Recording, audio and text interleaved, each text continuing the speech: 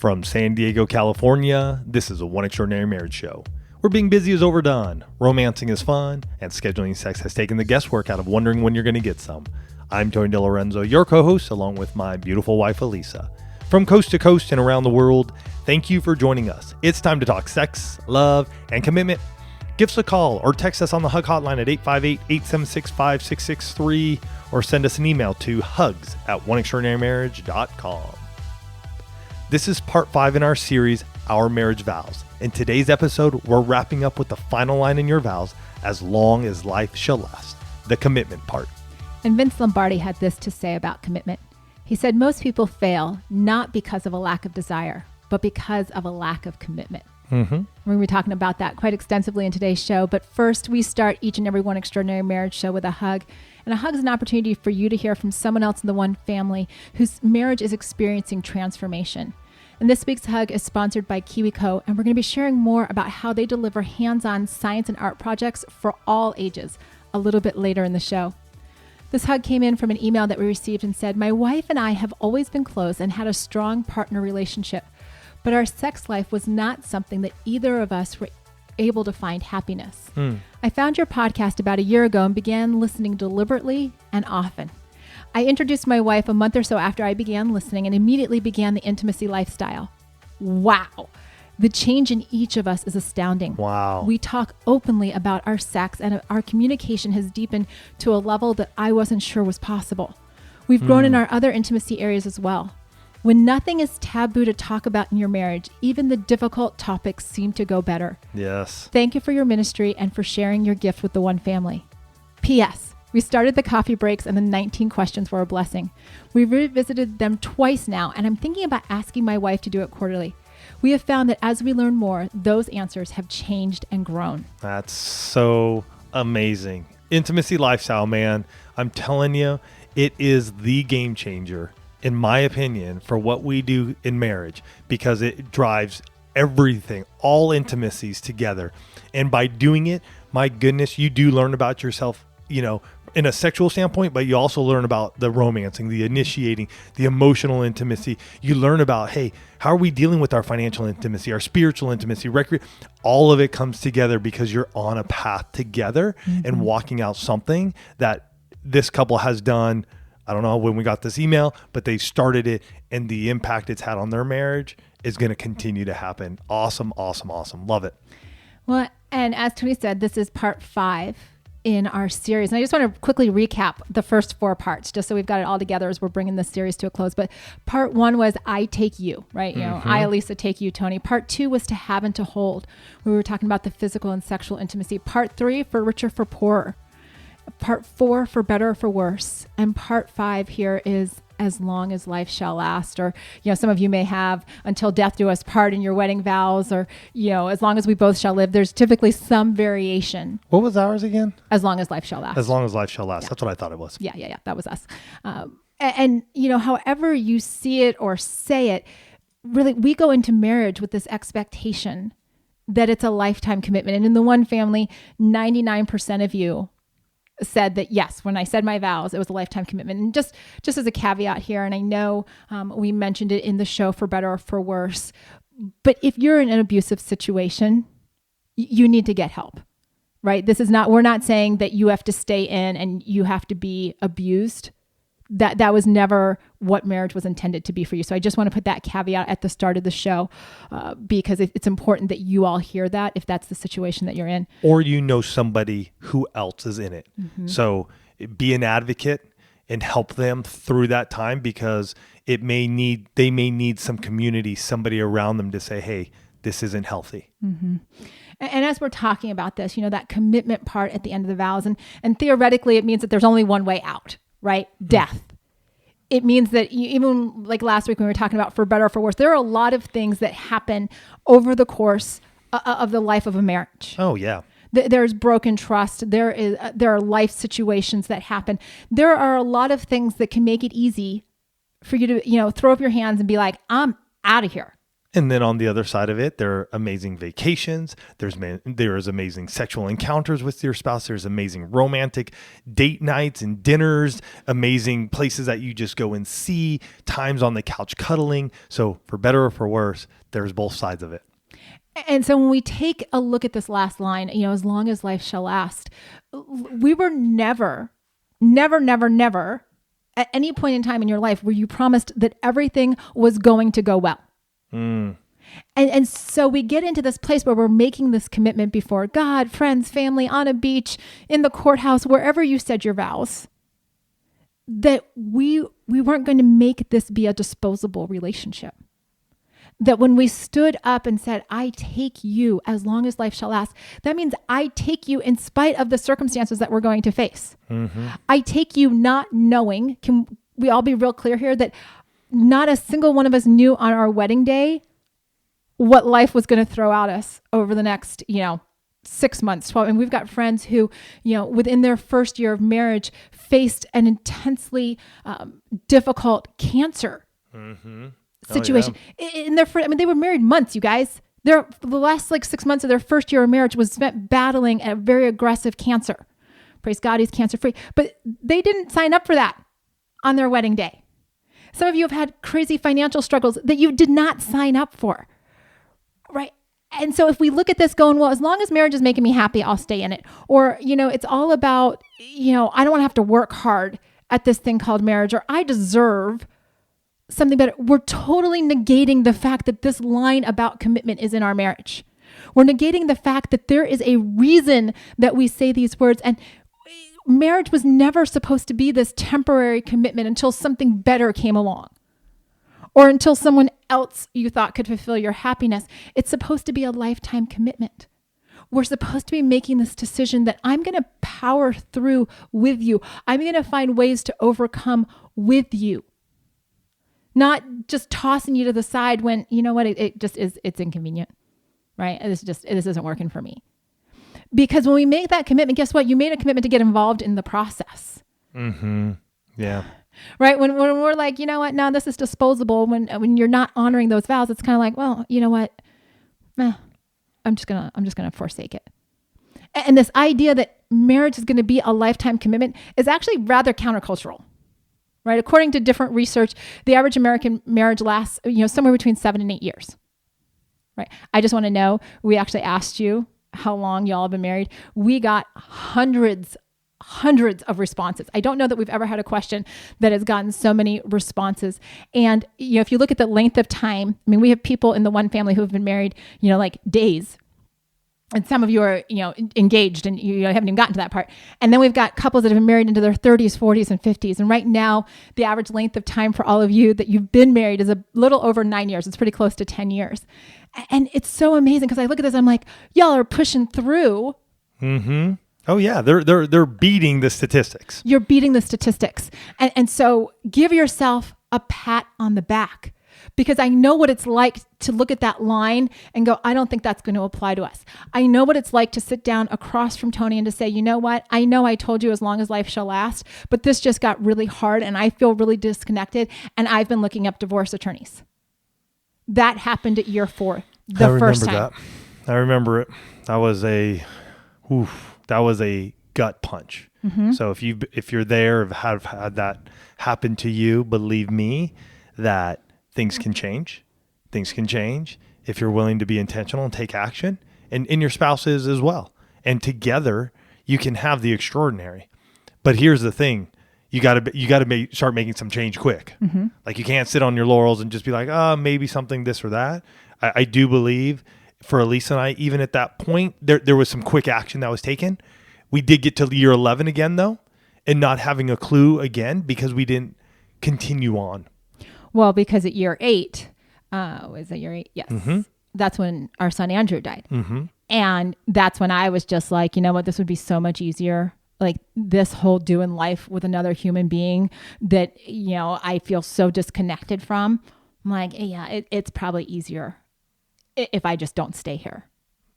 Right. And I remember having a 2-year-old, having just lost a child and thinking through, how am I going to be a single mom?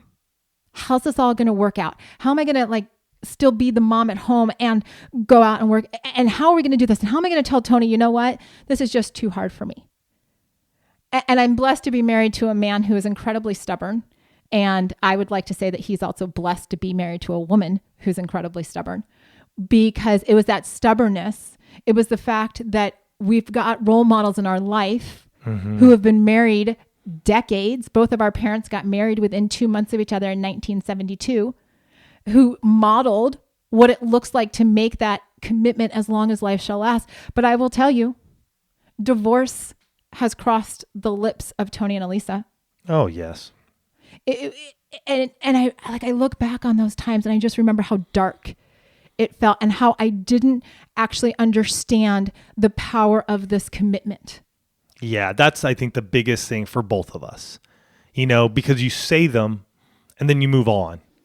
And it's like, oh, whatever happens. It's like, it's just that we said it to get through it. And yet do we really believe it? Mm-hmm. And back then, that's what we did. And I think that's why we came up to those points in our lives where we were looking at divorce. We were looking at this as, we could just, move on and no big deal. And yet when we finally started pulling those vows apart again, when we finally made a commitment to say, you know what, we're taking divorce off the table as long as life shall last, it changes. Mm-hmm. Like those words change, because it doesn't mean we're going to sit in the status quo anymore. We're going to do something different. We're going to change who we are and how we approach this thing called marriage to experience something that many don't experience, other than the ones in the one family. Right. Because if I don't actually place any value on that last line, whatever it is in your vows, then marriage to me can be a temporary relationship, right? It can be about me being happy. It can be about making sure that, it's just easy for me. And so when it's not easy and when I'm not happy, then I can come up with a slew of reasons why I can just ignore that last line.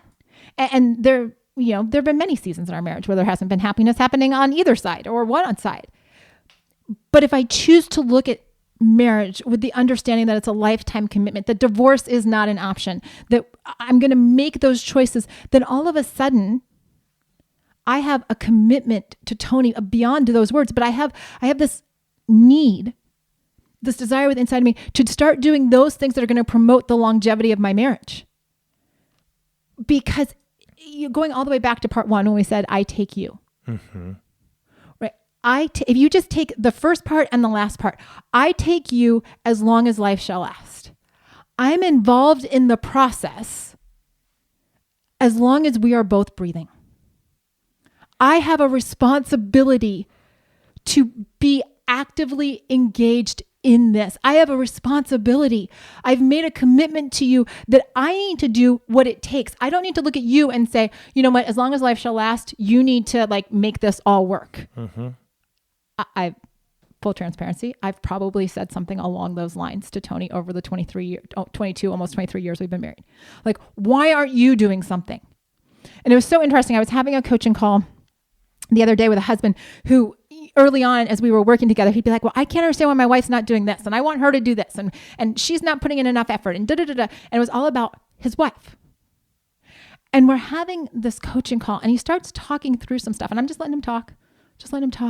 And he gets to the point where he's like, oh, I need to make a mindset shift and start looking about what my role is in this. Yes. And I just let him sit with that thought for a minute. Because now all of a sudden he's got the empowerment to stop looking outward. And that's so often when we want to make our marriages disposable, it's because we're looking at what our spouse is doing or isn't doing and how that serves us. But what if we took a look at this commitment and said, all right, if I'm going to honor those words, then I have a responsibility to live them out. What does it look like? Guys, just imagine for a second that you're saying those words to your spouse again, right? And we're talking about 6 words, as long as life shall last. What would you do differently on a daily basis if you wanted the rest of your life to be extraordinary? Just stop for a second. What would you do? How would you treat your spouse? What would you say? How would you romance them if you're like, yeah, I'm not just tolerating this, but I want this to be amazing. Through all seasons. And again, we shared it for richer or for poorer. We talked about the financial aspect and other areas of our life, because there's going to be this ebb and flow. But at the end of our vows, it's the commitment. It's what's pulling all of those together. And as we've asked you before, we've asked you, hey, pull out your marriage vows, read them to one another again, and see what they're saying. And as you get to this end part, as long as life shall last, is that commitment to the end. And I saw this play out with my own parents, and from a kid's standpoint, you do see things from your parents, right? When you're growing up, the good times, the rough times. You see it. You see it when you leave for school, or you leave the house because you're going to go adventure or do your own thing, and your brothers and sisters begin to leave and they begin to live their life again without kids in there. And what happens? And then it comes to a point where, something may happen to one of your parents, and you have to walk through that. But I'll tell you, seeing that love, it was a whole new place for me to be. Because I saw a marriage last 42 years. Not from the very beginning, but I was born a year after they got married, so they got on it pretty quick. But I saw a lot, and I saw 42 years of marriage come to that point where I was like, wow. And they went through it all. And I was looking at my own life at the time and where we were with our kids, 2 years ago, and just going, this is all going to be a blink of an eye. It's going to be so quick. Kids are going to be gone, and it's going to be Elisa and I just sitting in this house. What do we do then? What does life look like then? As long as life shall last, it isn't just through those years when, the kids are going and we're building our careers and all that, but it's also when the kids leave, and maybe even for some of you, you're in retirement right now. And what does this look like for you as long as life shall last? Maybe there's some more aches and pains than when you were 25 when you got married, or 30 when you got married. Maybe there's, some ailments that you have. Maybe there's some habits, some lifestyle habits that, have attached and need to be taken off and broken off. Because at the end of the day, it's not just getting through and getting by and with a number before that anniversary. We've made it 22 years.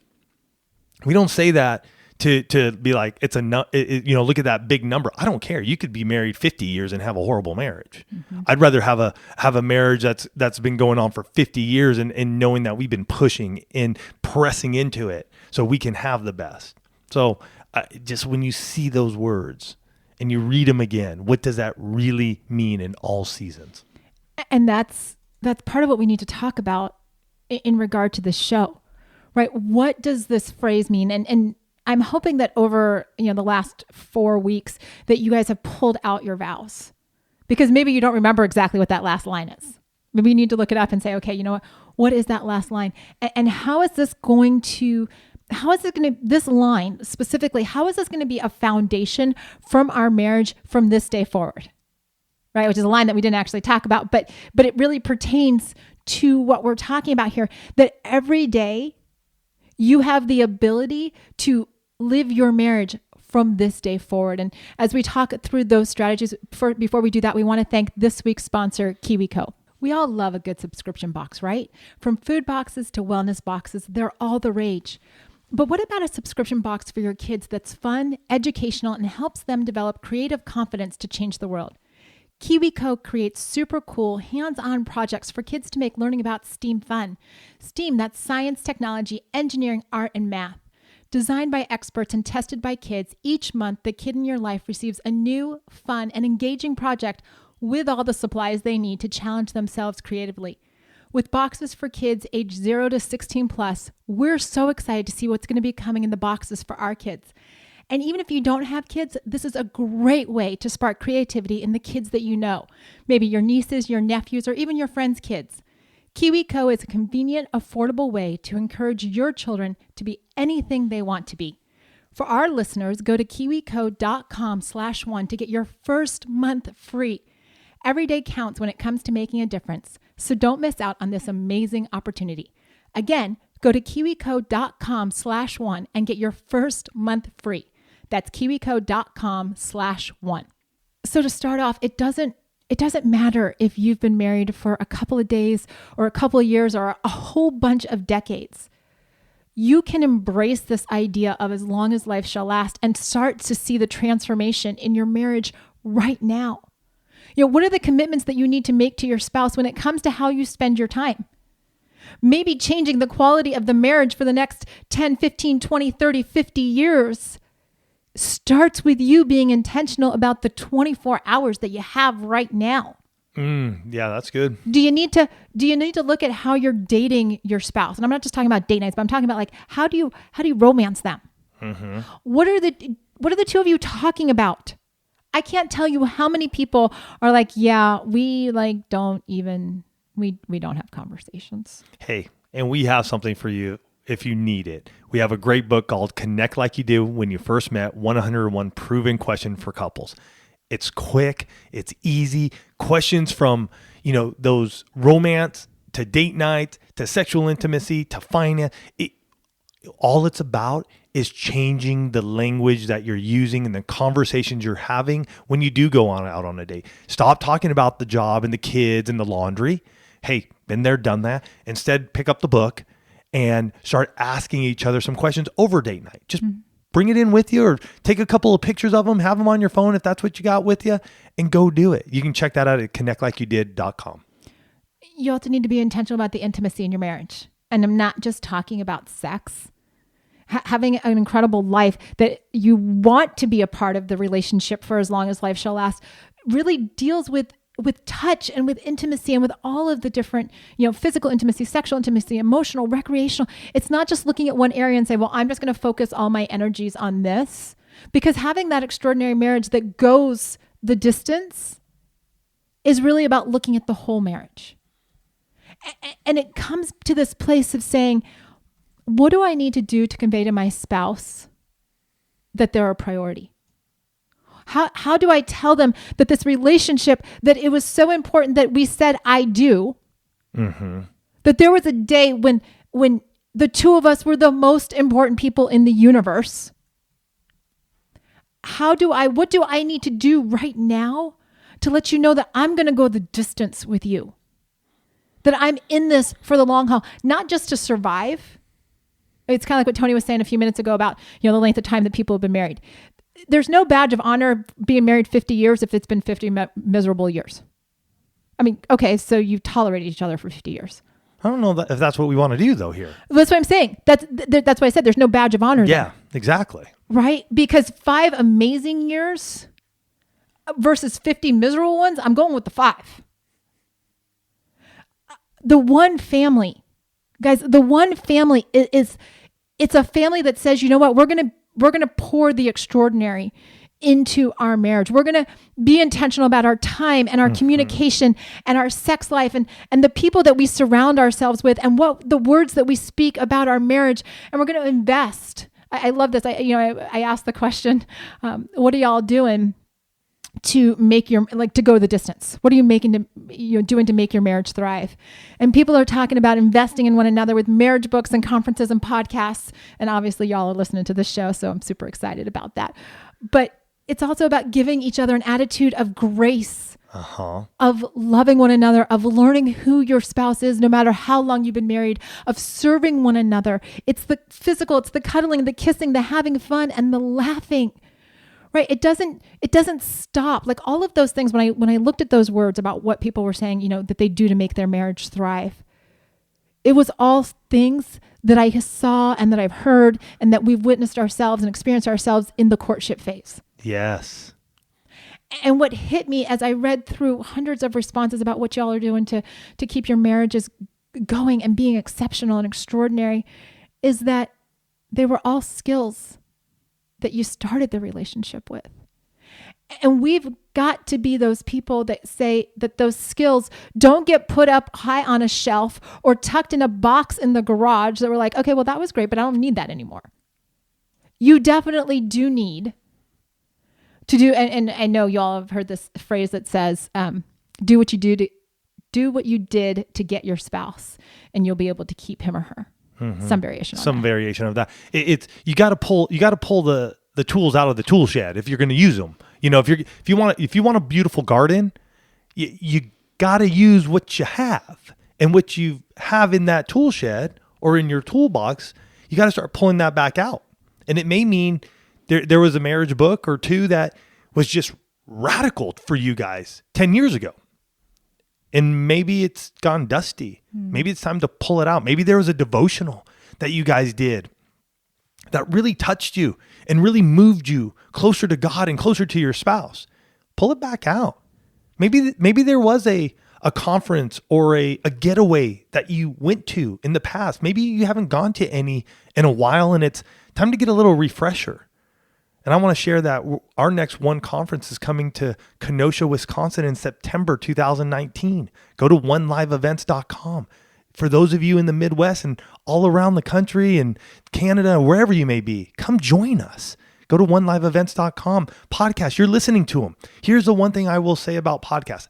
As a podcast listener, we need to take what we're hearing and we got to put it into action. Because I can sometimes as well just listen and be like, oh, that's so great. And I'll write down some things and then I never go to it. But the ones where I do and I learn and I even take a step, to put a new skill in place, those are the ones that really touch me. Mm-hmm. So whatever you're doing, sometimes we just got to go back and pull them out. Maybe there's something there that you did so long ago that just needs to be sharpened again. That knife that you use to cut steak, it's a little dull. It's not cutting that steak. You got to sharpen it again. And I do that here when we make our food. And I just noticed, I'm like, oh gosh, that went through so much easier just by sharpening, just taking a few extra minutes just to sharpen it. Be surprised how little time it could take to I wouldn't say little time. Sometimes sharpening is the most important time. Mm-hmm. You spend the most time sharpening because with that comes the longevity from it. My mind just keeps going over when you said, you're talking about it being a garden. And I think about the fact that any great harvest comes after time. It comes after diligence. It comes after obstacles. So whether we're talking about, roses in your backyard or you farm hundreds of acres, or maybe you planted a tree for Mother's Day or whatever it is, right? We don't just get to the, have the end, right? It's not like you plant it and it's, blossoming and it's got all of this ton of fruit. I mean, there is this action that gets involved in getting to the harvest, and having a marriage that goes the distance, having a marriage where the two of you are continuously renewing your commitment to one another. It's all about the process. It's all about knowing that there are going to be times that you're going to have to sow diligently into your marriage. And there are going to be times when you're going to have to soak in the rain, soak in from other people. And then there are going to be those times where you get to sit and you need to be in that place of going, wow, look at where we are. But just like the farmers, right, that want that incredible harvest, it's not just a one and done type of thing. It's something that you keep going. So as we wrap up this series, pull out your vows. Mm-hmm. Keep them where you can see them. Don't just let this be that it was a great 5 weeks in your marriage, but really incorporate your vows into your marriage and into how the two of you are creating an extraordinary relationship. Yeah. I mean, pull those vows out. Here's the thing. We're here. We're here because we want you, when you see this, as long as life shall last, we are here for you. That's what we do here at One Extraordinary Marriage. We're here for you to pour into this line of your vows. So that way, when things are for richer or poor, for better or for worse, whatever it may be, you have a family that you can come back to, that you can resource yourself, that you can put something new in your toolbox, or maybe pull something out of that toolbox to use in your marriage. So we're so excited as we finish up this series, Our Marriage Vows, and what's to come in your marriage. As you look through them this week, please, if you've done it, do it again. Finish it up and just go, this is it. Maybe for some of you, you're coming up on an anniversary, maybe a 5, a 10, a 15, a 20, a 50. Maybe it's time for you to do a renewal. Man, what it means to say those words again after going through life together. I'll tell you, that in itself could be an amazing event for each of you to go till As long as life As shall long last. as life shall last. I'm sorry. I messed like, that up till there. what? I forgot that there. Anyways, we love you guys. You're amazing. We're excited to hear what's going to happen for you guys and your marriage as you go through your vows. Love you guys. Take care, and we'll catch you next week. Love you guys.